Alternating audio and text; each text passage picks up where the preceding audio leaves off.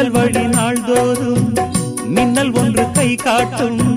அம்மம்மா என்னைத்தான் ஆசைகளில் நீராட்டும். எனக்கும் உனக்கும் இருக்கும் நெருக்கம் இளமை தொடங்கி முதுமை வரைக்கும்.